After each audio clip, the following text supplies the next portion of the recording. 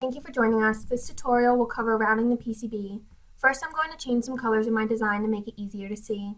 Choose the color button from the toolbar. Click off of Power, Bottom, Paste Mask, Solder Mask, and Film Layers.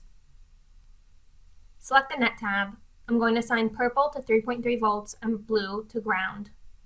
Click the color and then click the net. Click OK. Next, I'm going to fan out all the ground and power traces. Either click Create Fan Out from the toolbar or go to Route and Create Fan Out. In Options, change the via direction to outward. Click on the component with both pins connected to either power or ground. In the Find filter, uncheck Symbols and find only pins. Fan out the remainder of ground and power pins.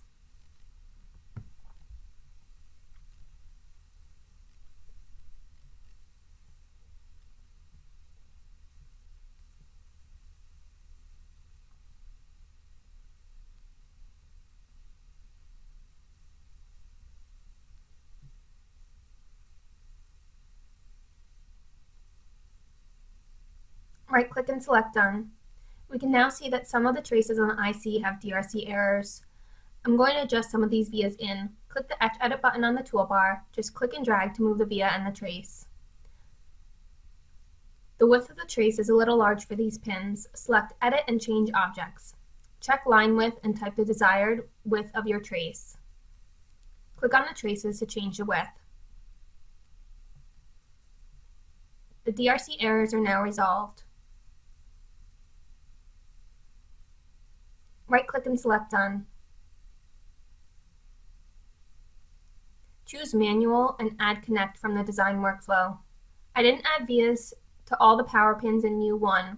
I'm going to connect the power traces. In the options, you will be able to see what net you are routing here. Set the angle to 45 if not already set. You can change the line width here at the beginning of the trace or at any point while routing. You can choose to shove or hug a trace, shove vias, smooth traces, and auto blank all other rats. Click each connection to place a trace. Now let's route our differential pair. Click on one of the traces for your differential pair. They will be routed together.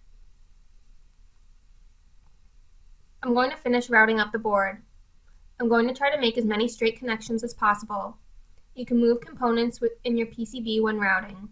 Highlight a selection or click on the component to move. The via and trace will be moved and rotated with the component.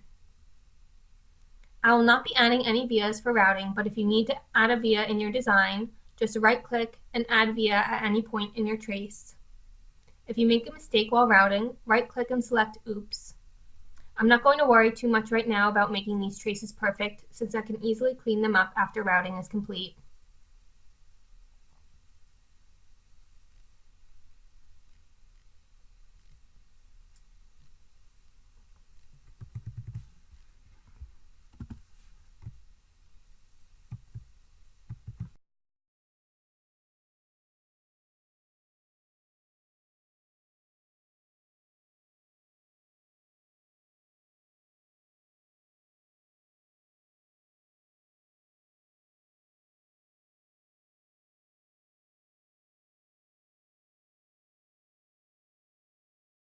Okay, everything is now routed. I'm going to clean up some of these traces. Click on the Etch Edit button on the toolbar. You can just slide the trace by clicking and dragging, or use the Smooth function. Select Route and Custom Smooth from the menu. Click on the trace you would like to smooth, or highlight a selection, and PCB Editor will automatically smooth the trace. To double check all of your nets are routed, go to Check and Design Status. You can make sure all the components are placed and routed here. This completes the routing of our board. Join us in the next video where we will cover DRCs and preparing your board for manufacturing.